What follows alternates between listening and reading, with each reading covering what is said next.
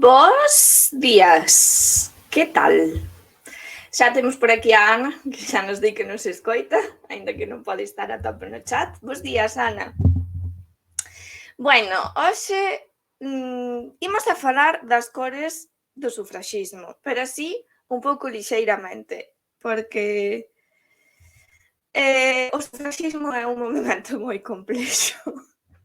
Entón, tampouco nos vamos a meter en profundidade en que é, como comeza, como se move todo isto. Imos só a centrarnos nas cores, porque senón podemos estar aquí infinidade de horas e facernos un batiburrillo, porque eu, de verdade, tamén teño un batiburrillo feito na cabeza, sobre todo porque acontece unha cousa que é que tamén hai moito mito en torno ao sufraxismo. Entonces, aquí consello, Se queredes coñecer o sufraxismo, procurade buscar libros que conteñan documentación orixinal, non teorización feminista actual, nin nada diso, porque hai moito mito. Un deles ímolo tratar tamén ao longo deste directo.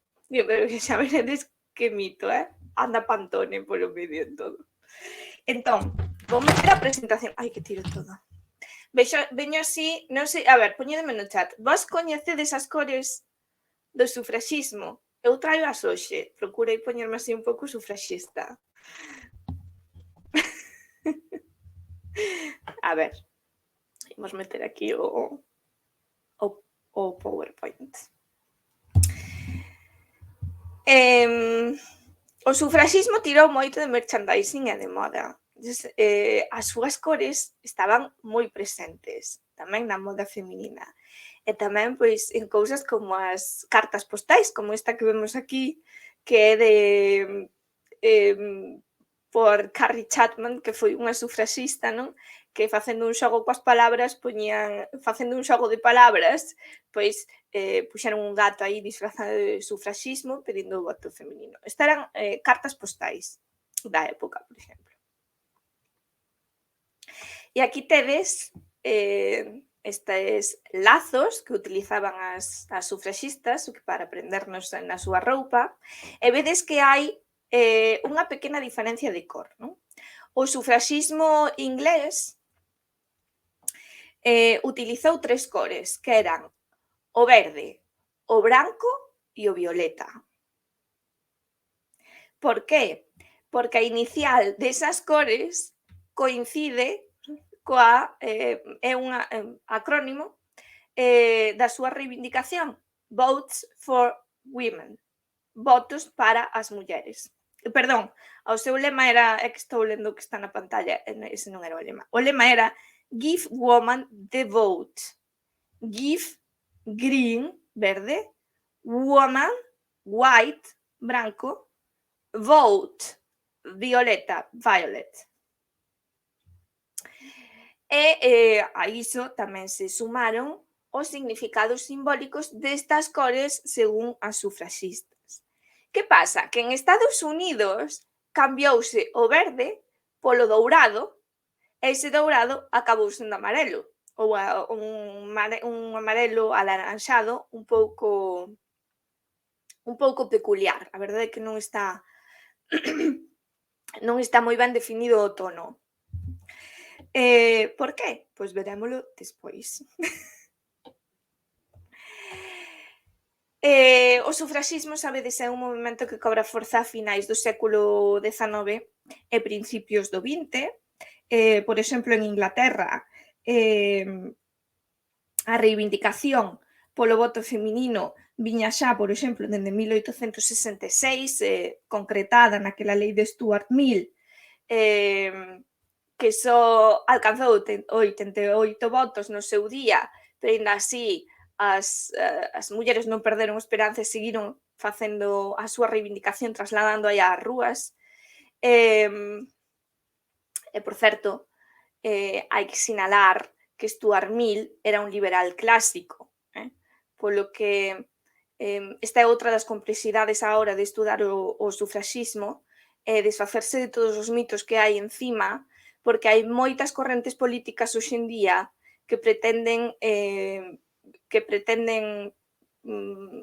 apoderarse das reivindicación dos dereitos da muller. E, sen embargo, non foi exactamente un movimento homoxéneo en canto a iso, si en canto á súa reivindicación. Todas querían o mesmo, todas querían o voto. Non todas do mesmo xeito, e non todas dende os mesmos lugares ou os mesmos posicionamentos políticos. De feito, tamén houve un debate dentro do sufraxismo, e era o voto universal ou o voto non universal. Boas, Tais, non te preocupes. Podemos repetir que case acabo de comezar. Xa decía que alixeirei un pouco o tema, é un pouco así, un pouco superfluo, cores e un pouco de merchandising, porque o sufraxismo é moi complexo e porque hai moitos mitos sobre el. Entonces é moi difícil poder falar, ou a min faiseme difícil poder falar con seguridade sobre el, e admiro a xente que o fai, admiro a xente que o fai, pero, bueno, iso, que hai que sacarlle moita palla de encima, moitos mitos que hai entre eles, esta idea de que o voto feminino só se reivindicou dende certos posicionamentos políticos. Hoxe en día o que hai como un intento de apropiación desas reivindicacións, sen embargo, nunca foi un movemento homoxéneo en canto a iso. Si en canto á finalidade, pero non en canto aos puntos de partida. E, de feito, hai que lembrar que o voto feminino consíguese en Inglaterra por primeira vez en 1918, pero faise baixo unhas condicións especiais. Só iban a votar as mulleres maiores de 30 que tiveran unha asignación anual, creo que de máis de 5 libras ou unha cousa así, é dicir, non era un debate dentro do sufraxismo o sufraxio universal ou o sufraxio restrinxido. Gañou o restrinxido ao principio. Votos para as mulleres sí, pero non para todas as mulleres. Nada raro, porque iso tamén aconteceu nos inicios das democracias. Sabedes que o voto tampouco era algo universal, senón que estaba suxeito a unhas condicións concretas de cidadanía. E decía que o sufraxismo inglés utilizou 3 cores, o violeta, o branco e o verde, porque as iniciais desas cores fan referencia á reivindicación Give Women the Vote, darlle á muller o voto. Give green, woman white, vote violeta, vale?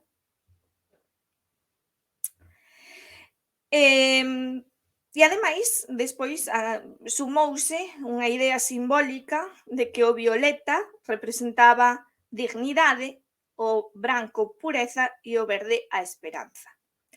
E o violeta, obviamente, como unha referencia á realeza, á dignidade, á nobleza, porque como xa vimos no programa dedicado ao violeta e ao púrpura, bueno, máis ben á púrpura, ao tinte púrpura, que dá como resultado unhas cores moradas, malvas ou violetas, era unha cor que sempre estivo asociada ás altas dignidades, por lo caro que era conseguir ese tinte.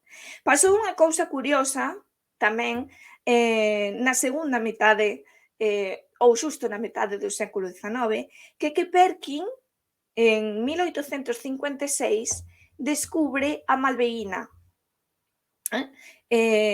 que é o tinte ou a sintetización química ou en proceso en laboratorio do tinte púrpura. Polo tanto, a primeira cor sintética que serviu para tinguir roupa foi precisamente a malva. E en 1862, a raíña Victoria aparecería nunha das exposicións universais vestida con un traxe tinguido con esta cor, que, se non lembro mal, a malveína sintetizouse por erro intentando buscar a sintetización da quinina. A quinina é un composto que se utilizaba para febres como a malaria, por exemplo. Era unha medicina moi utilizada na época, que, por exemplo, tamén estaba como conservante dentro da auga de tónica, por exemplo. De feito, a tónica real, a auga de tónica antiga, que sí que levaba quinina real, utilizábase tamén un pouco como medicamento, non? En casos de febres altas. Polo tanto, que o sufraxismo utilizara a cor malva non é de extrañar porque era a cor que estivo de moda tamén a mediados de século, porque de feito puxose de moda, puxéronse bastante de moda os derivados desta cor. E decía que en Estados Unidos, sen embargo, o sufraxismo estadounidense cambiou o verde polo amarelo. Por que cambiou o verde polo amarelo? Ímolo ver a continuación. Non? E outra cousa moi interesante destas cintas do sufraxismo, destes, non me acordo como se chaman estas rosetiñas, non me lembro como se chaman. Bueno, é que a maioría, obviamente, a maioría das mulleres, tanto de obreiras como de clase alta, sabían coser. Así que, ao principio, eran elas quen fabricaban este tipo de lazos. Despois xa comezaron a comercializarse, porque o estilo do sufraxismo e as cores inundou a moda. Por que? Pois porque, en parte, ou así é como se adoita explicar, pero habería que seguramente debeuse a moitos máis detalles, cambios, procesos. A prensa ou a opinión pública dominada polos homes que consideraban que as sufraxistas querían ser uns novos homes e abandonar as súas labores do fogar e todo iso está escrito así na prensa da época, e había moitas tiras cómicas sobre iso. Pretendían caricaturizalas sempre como unhas mulleres salvaxes, un pouco salvaxes si que eran, non? Cando se dedicaban a romper escaparates, pero bueno, cousas de calquer reivindicación ou manifestación, non? Entonces, como sempre intentaban caricaturizalas así, en certa maneira o sufraxismo respondeu adaptando a súa reivindicación á moda feminina para mostrar que ser sufraxista non era ser un animal salvaxe e incivilizado. Ese é o resumo, despois habería que entrar moi en detalle no fenómeno social. Sí, claro, as mulleres sempre quixemos ser novos homes. Sí. Bueno, a ver, despois, teño non o puxen no PowerPoint porque non me deu tempo de lelo e tampouco eu estou moi posta en moda, pero outro dos grandes escándalos, non, houbo varios escándalos na moda desta época. Un dos grandes escándalos foi a invención da falda pantalón. Entonces, a prensa volvíase tola. E a prensa volvíase tamén tola con outra serie de cousiñas, como por exemplo, a polémica dos broches das agullas de sombreiro, dos hat pins, podedes buscalo. Un momento que teño que abrir unha cousa que teño as notas no ordenador e quería... Vale, este que vedes aquí é unha agulla de sombreiro. O sea, é a parte de arriba, o embelecedor da agulla de sombreiro, e despois tería a agulla de non sei cantos centímetros. Porque na moda da época as mulleres levaban sombreiros bastante contundentes. Entonces, suxeitábanos ao pelo con estas agullas. Que pasou? Pois que, polo visto, non sei moi ben se é mito ou é realidade, é un dos grandes misterios. Parece ser que as mulleres comezaron a utilizar estes prendedores de pelo como armas para defenderse. E claro, os señores non estaban moi contentos con iso e armaron todo un escándalo ao redor dos prendedores de pelo e viñan a decir que as mulleres non debían levalos porque eran un perigo, porque como son seres irracionais, cando se cabrean, meten xa a agulla por un ollo. Polo tanto, como cousa curiosa, unha das reivindicacións desta época das mulleres é a de vestir como queiras e a de levar o que queiras e a de defenderte co teu hat pin se che fai falta. aquí vedes un titular de Hat Pin Peril, o perigo do Hat Pin, era vedes aí unha cabeira á esquerda, dentro da cabeleira desa muller, bueno, o deseño é fermosísimo, porque aquí ademais molestábanse en facer deseños bonitos para os artigos, agora xa non hai xornais así. E aquí tedes, pois, a historia, pois, dunha muller, Miss Leotie Blacker, de Kansas, que chantoulle un hat pin a uns señores que a estaban molestando, pero que non, en realidade, bueno, eles dicían que non a estaban molestando, bueno, todo un escándalo, desatouse como unha histeria que nos xornais decían que, bueno, que había mogollón de casos de mulleres asasinas con prendedores de pelo. Entonces, claro, o sufraxismo respondeu facendo, bueno, o sufraxismo, a moda da época, as reivindicacións das mulleres, todo un pouco en xeral, respondeu fabricando estes adobios para os ombreiros coas cores do sufraxismo. Vos se vos fixades, pois, é moi sutil, é case imperceptible, pero aí está, violeta, branco e verde. Non coñecías o das agullas? Ah, pois sí. Hai un artigo, teño o artigo por aí, non me acordo agora do nome da, espera. Non o teño aquí anotado, pero teños por aí, despois se queres pásocho. Entonces, responderon iso vendendo ou fabricando estes prendedores, non só os prendedores, os hat pins, senón tamén prendedores da roupa e tal, que contiñan as cores do sufraxismo. Normalmente aparecen máis as do sufraxismo inglés que as do americano, porque en certa maneira utilizábanse indistintamente. Entonces, bueno, aquí tedes unha recreación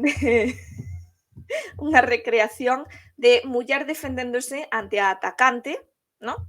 De como utilizar o teu hat pin como defensa. Aí o tedes, ves que cho clavo nun ollo. Aí está. Ai. Vale. Ata aí, sen máis, non? Despois hai isto dos pantalóns tamén, que foi todo un escándalo. Hai un artigo da Biblioteca Nacional de España, que tamén despois podo volo pasar, donde o explica moi ben. E pasamos a isto. Isto é un cadro de Mary Cassatt, que é unha pintora americana. Se vede o cadro, hai unha cor que resalta, que xa podedes asociar, sen que eu volo diga, ao sufraxismo, porque como vimos antes, na diapositiva das cores entre sufraxismo inglés e americano, o amarelo ou o dourado é unha das cores do sufraxismo americano, non? A que deu a sustituir o verde. Que pasou? Que pasa? Que ademais do amarelo hai neste cadro unha flor, que é o xirasol. Este cadro normalmente pasa bastante desapercibido, máis ben non se adoita falar da simbólica deste cadro, porque non está moi clara, porque é moi sutil, pero está aí, que é o xirasol. O xirasol é a flor que representa o sufraxismo americano. O que vedes á dereita é a bandeira da organización Congressional Union, que máis tarde pasou a ser o Partido Nacional da Muller en Estados Unidos. E como vedes, ten unha franxa alaranxada, tería que ser dourada, ou alaranxada ou amarelo xirasol. Por que? Pois resulta que unha sufraxista americana, Elizabeth Stanton, escribía baixo o pseudónimo Sunflower, xirasol, no xornal de Lily, de Kansas. E debeuse facer tan famosa que nas primeiras campañas polo voto feminino en Kansas, de 1867. Lembrade que un ano antes Stuart Mill estaba a propoñer o voto feminino en Inglaterra. En 1867, nas campañas de Kansas, utilízase o xirasol como representación deste movemento polo voto da muller. Volvo ao cadro de Casat. Casat poucas veces se fala das súas vencellos as reivindicacións políticas, pero Casat foi unha sufraxista. Polo tanto, este cadro podería ser unha sutil e elegante forma de mostrar a presencia do sufraxismo na vida cotiá. Dicir, as mulleres queremos este voto.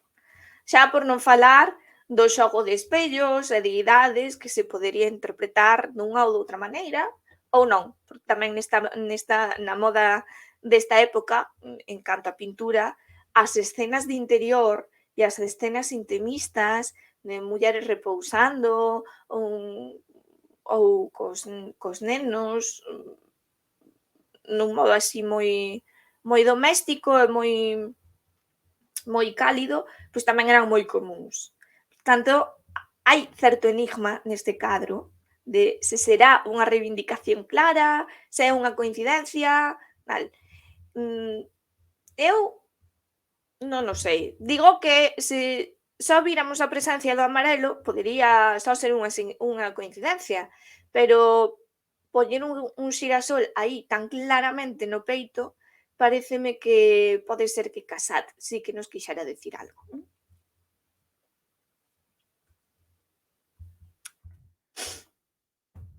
Entón, xa entrando ás cores, antes dicíavos que o verde da esperanza, non está moi claro de por que o verde significa esperanza, normalmente porque viría a representar a rexeneración, o mundo vexetal, a primavera, pero xa o veremos cando falemos do verde, o branco como pureza dende moi antigo e o violeta como dignidade, como realeza. E aquí é donde vos nos podemos decatar tamén, por moitas outras cousas, de que é moi difícil ter certeza sobre certas cousas do sufraxismo. Porque nalgúns artigos que lín hai xente que di que o violeta viña a representar a lealdade ao rei no sufraxismo inglés, que pode ser tendo en conta que se desenvolve tamén nun contexto de guerra e todo iso. Pero, sen embargo, Mary Wollstonecraft, unha das grandes teóricas do feminismo e sufraxismo inglés, non estaba nada a favor da monarquía, según teño entendido. Entonces, conxúganse aquí moitas cousas, non? E, por outro lado, esta é unha cousa moi curiosa sobre o púrpura e sobre o violeta, temos Pantone que no 2018 escolleu o ultraviolet como a cor do ano. Entón ven aquí Pantone e dinos, Pantone totalmente fora de lugar. Dende sempre, os enigmáticos púrpura simbolizaron a contracultura, a ruptura cos convencionalismos e o brillo artístico. Isto da contracultura e da ruptura cos convencionalismos refírese supostamente aos movementos feministas, non? Despois di, iconos da música como Prince, David Bowie ou Jimi Hendrix levaron o ultraviolet á vanguarda da cultura pop occidental con expresións personais de singularidade.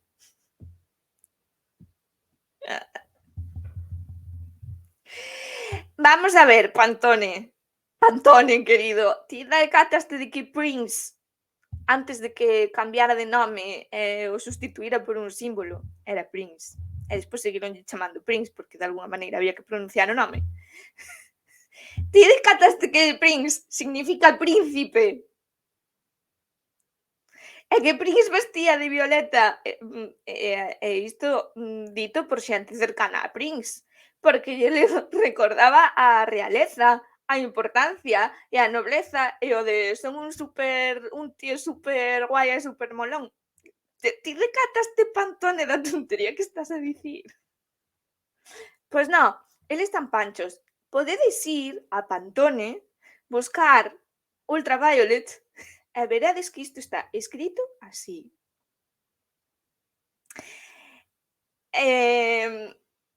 O violeta como contracultura, no. No, dende logo no. E dende logo tampouco era a idea das sufraxistas cando comezaron a utilizar o violeta. O violeta, o púrpura, o morado, o malva ou o que lle queirades chamar. Non, é un movemento contracultural,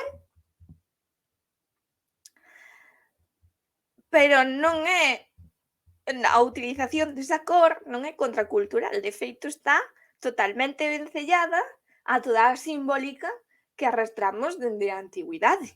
O sea, cousa máis convencional ca utilizar o púrpura para reivindicar o honor, a lealdade ao rei ou a propia dignidade, pois, chico, que queres que che diga? Pois, non foron modernas nese aspecto. Elas entendían, manexaban ben esa simbólica da cor, coñecíana perfectamente, por iso a utilizaron e víronse moi beneficiadas tamén, supoño, pola creación do malva sintético. En 1856, ata antes diso, as cores tipo púrpura, xa vos dixen, dende o século XIV-XV, foron en decadencia porque non se podía conseguir unha cor tan brillante como a de como a da antigüidade clásica, é un pouco parte dese mito, non? Entonces, Pantone, falláchesme. Por que dis isto, Pantone? Para que vexades que non vos podedes fiar, nin de Pantone. Eu estou sumamente triste. E agora levo media hora de directo e creo que xa vos contei todo o que vos tiña que contar. A que mola?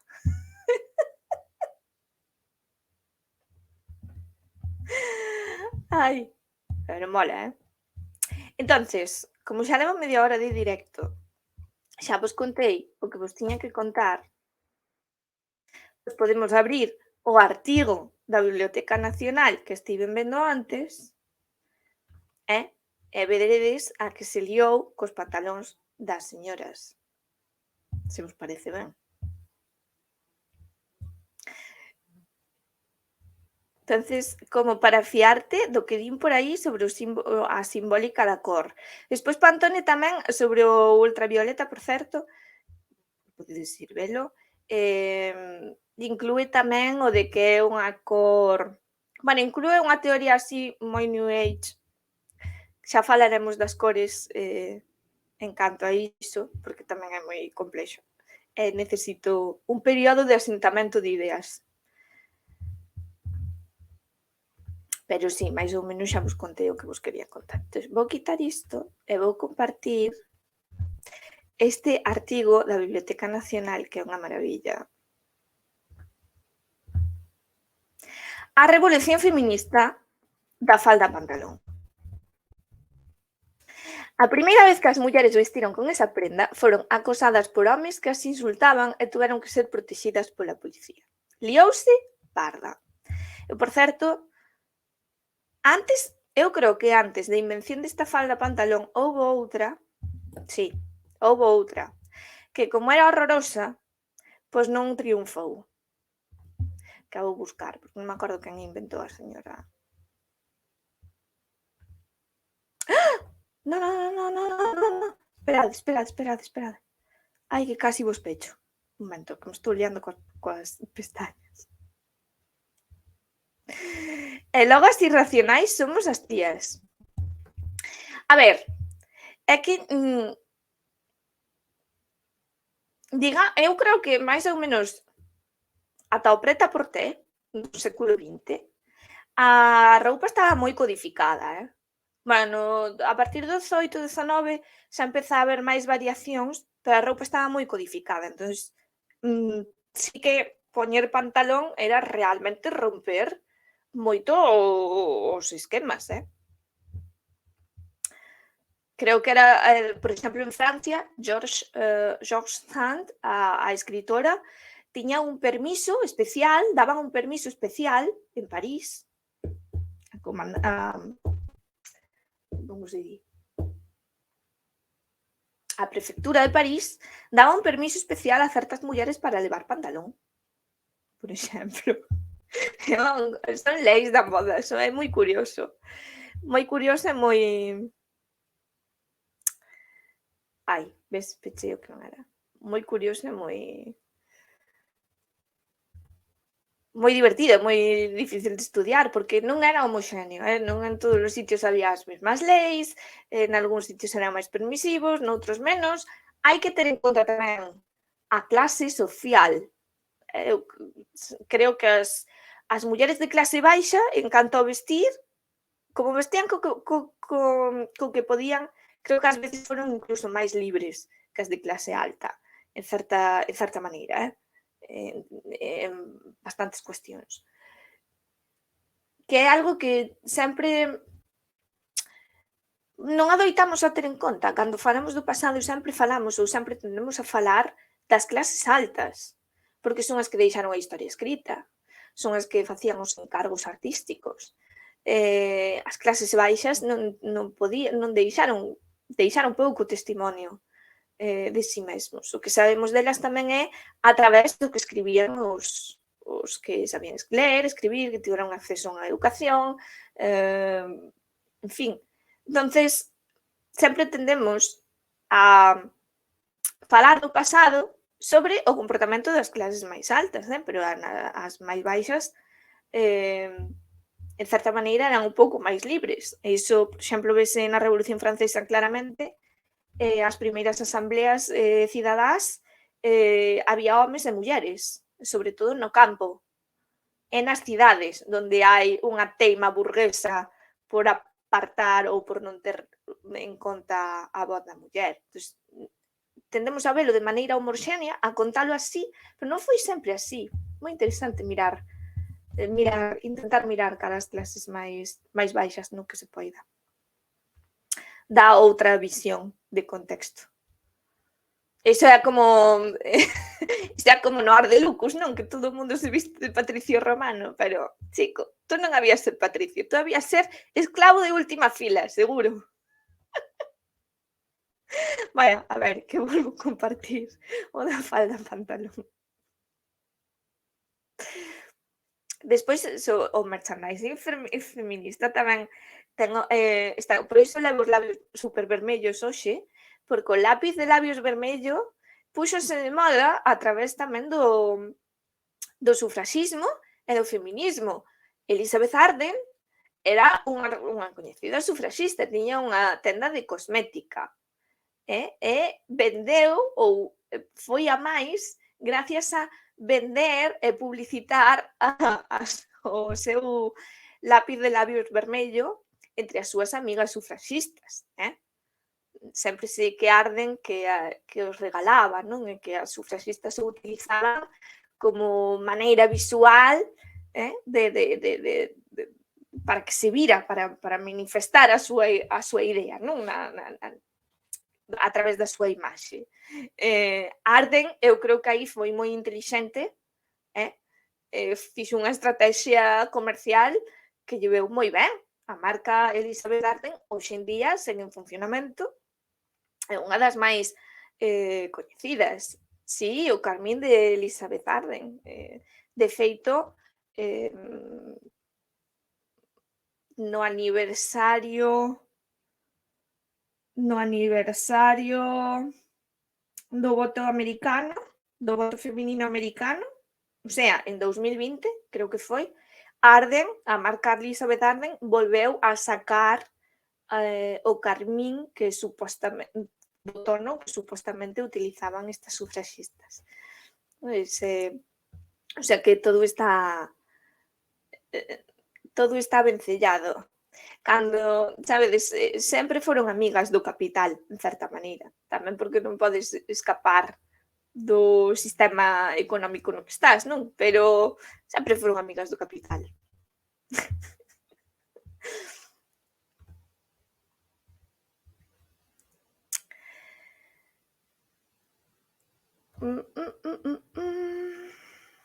Vale. Biblioteca Nacional de España. Aquí temos a unha señora vestida con falda pantalón, que, como vedes, non é nada escandalosa. Elas seguían utilizando os seus corpiños. Outro tema é o do corsé.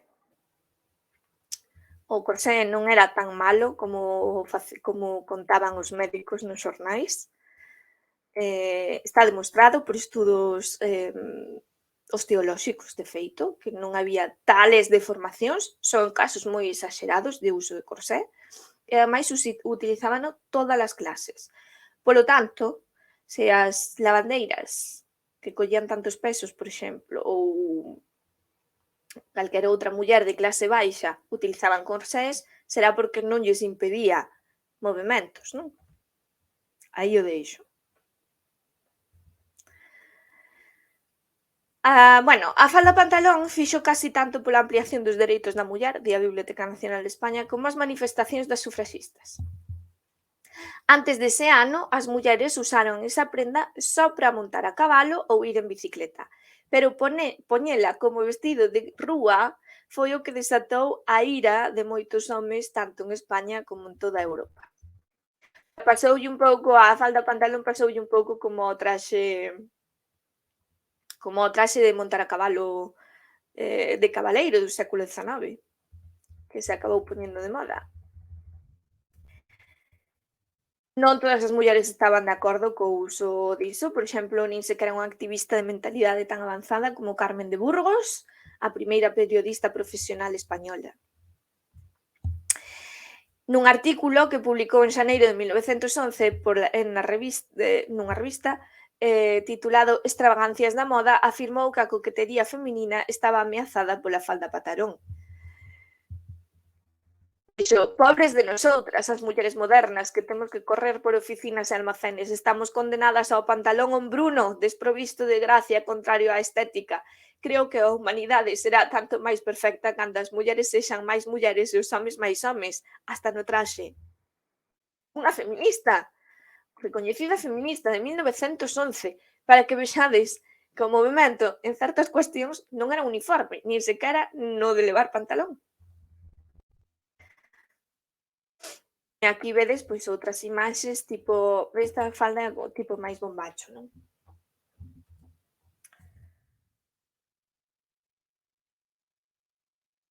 Que, de feito, vou buscar outra cousa. Ai!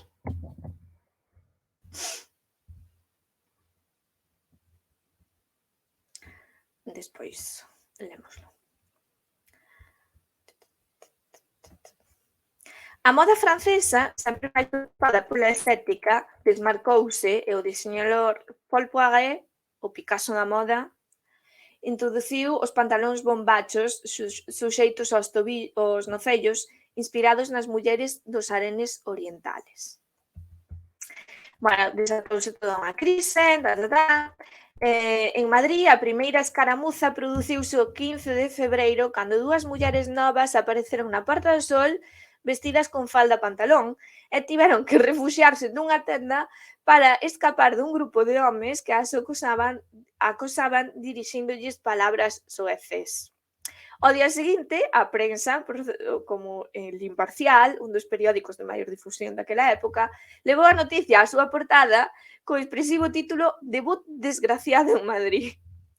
A noite ás 9, cando a Porta do Sol estaba concurridísima, desembocaron nela dúas señoritas moi lindas e airosas que gozaban do privilexio de traer todas as miradas. Ambas lucían bravamente a novísima falda pantalón. Aos poucos instantes a aglomeración foi tan imponente que as dúas señoras inmutáronse. Da muchedumbre masculina que a rodeaba e aún as cinguía, tan pronto surxía un elegante surtidor de chicoleos atrevidos como un furacán de ignidados apóstrofes. Afortunadamente, uns cantos gardias, serios e graves, puxéronse na galante misión de escoltalas e protexelas contra o contacto das masas. Na Rúa do Carmen, case esquina coa Porta do Sol, as señoritas viron unha perfumería e refuxiáronse nela.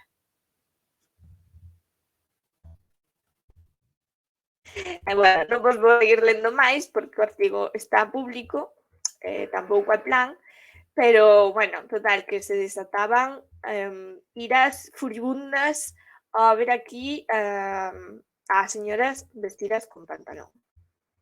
Pero sobre o bombacho, eu xuraría cousas que non apunto e despois acórdome no último momento.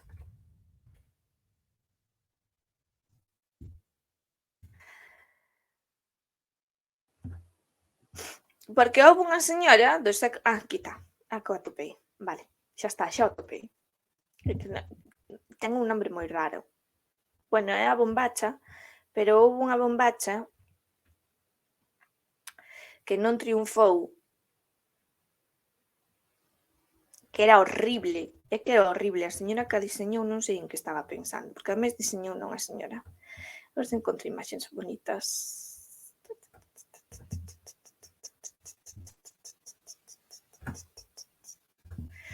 Por suposto, xa atopei, un artigo del País.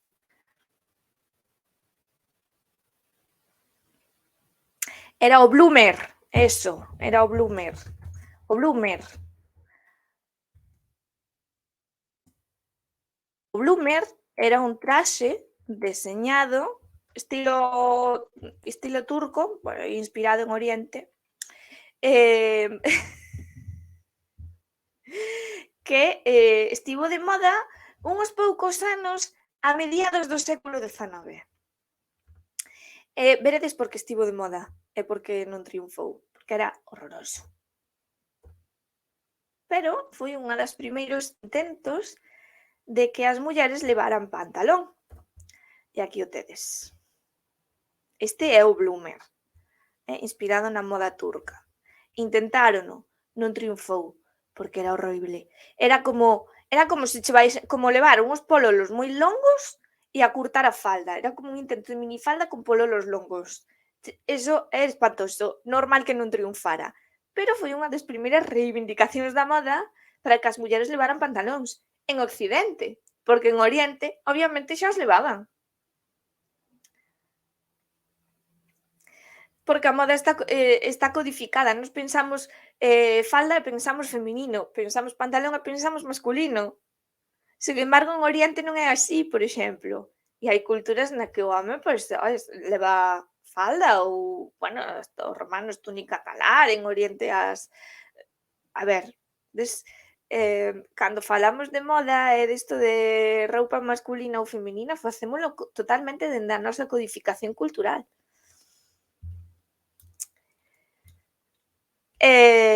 Ata aquí, 50 minutos, non me metín, non sei se vos gustou, non me metín moi profundamente nas cousas como outras veces, pero necesitaba un directo así un pouco máis lixeiro, porque me din un atracón de información últimamente con cousas que necesito que me asenten. Así que nada, ata aquí, paso vos os artigos como vos prometín. Non sei se o próximo domingo queredes directo, queredes que falemos de algo en concreto. Que vos apetece? A ver, que me dis por aquí, Tais? Moi visionaria non foi, dices, como o chicle. Pero dices que non foi moi visionaria polo do Carmín?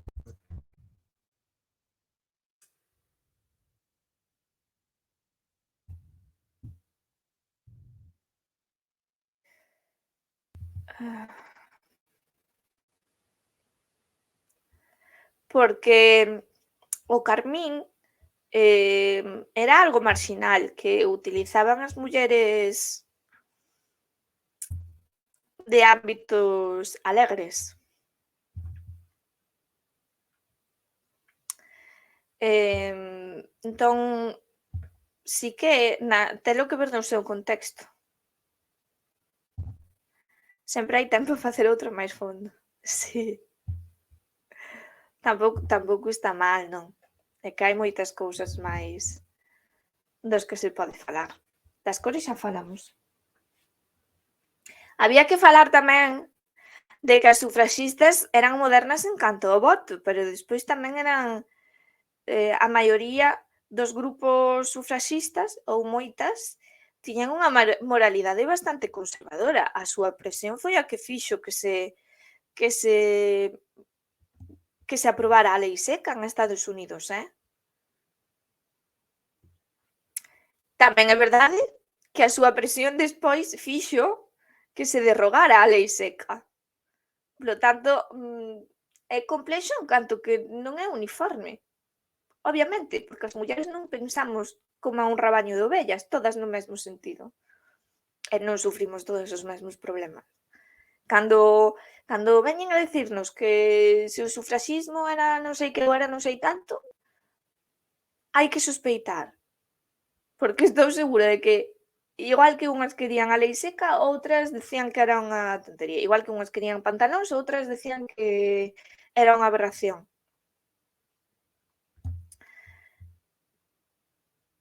Ai, a señora feminista que se indignou cos pantalóns, sí. Moito mito. Falando de mito, e agora si podo rematar. Outro dos mitos moi grandes en canto ao Violeta que utiliza o feminismo. Pero este é un mito que xa vin hai un par de anos e volvín a topar con el repasando para contar hoxe un pouco con el.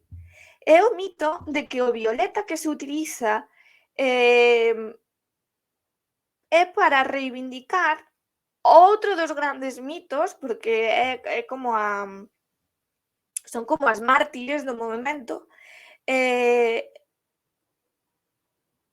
o do incendio do Triangle. Eu lin por certos sitios que o fume que salía da fábrica do incendio do Triangle era cor amoratada por culpa dos tintes que se utilizaban, entón o fume era morado. O incendio do Triangle tivo lugar en 1911. As reivindicacións sufraxistas viñan dende 1867 e xa viñan utilizando o violeta.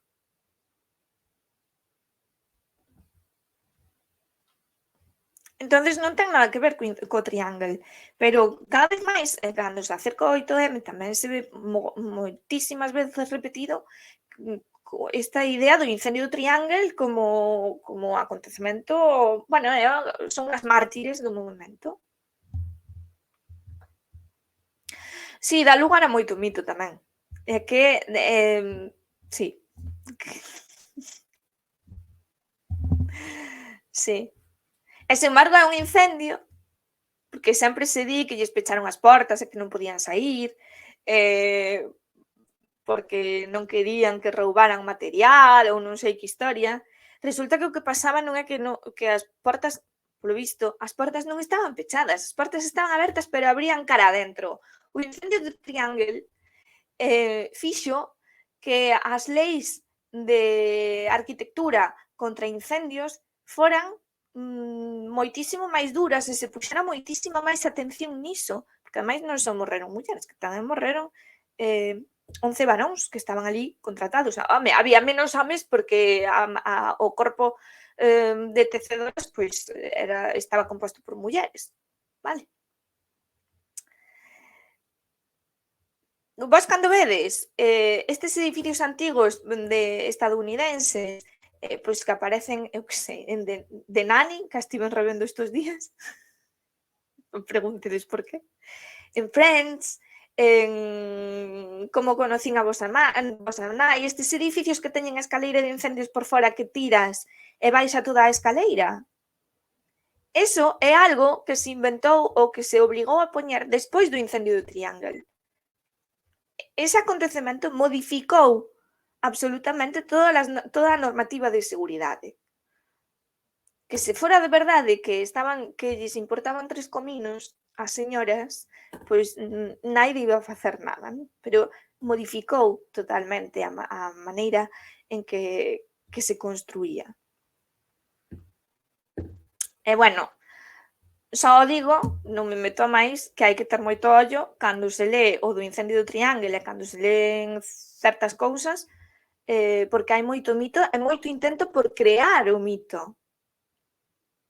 Vos queredes estudar como se crea un mártir da causa? O incendio do Triángulo é un gran exemplo.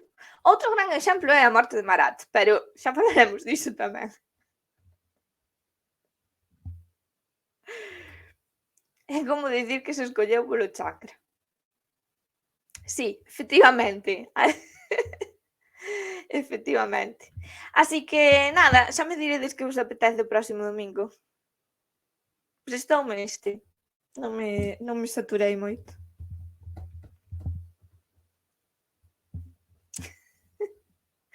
Podemos falar que cores nos quedan? Amarelo, verde, branco, o arco da vella, sen deusas. Non sei, xa verei, e se non podedesme suxerir cousas, vale? Así que nada, vou meter a musiquiña de saída, vémonos o xoves, vémonos o próximo domingo e ímonos ver noutra canle, pero iso é sorpresa, xa volo contarei cando teña máis cerrado, a finais deste mes, pero xa veredes o anuncio. O arco da vella sen deusas queres. Vale, logo, pois o arco da vella sen deusas. Marchando. Bueno, sen deusas. Igual algunha cae, pero ti e eu xa nos entendemos. Veña, musiquiña de saída. Moitas gracias por estar, moitas gracias por aturarme.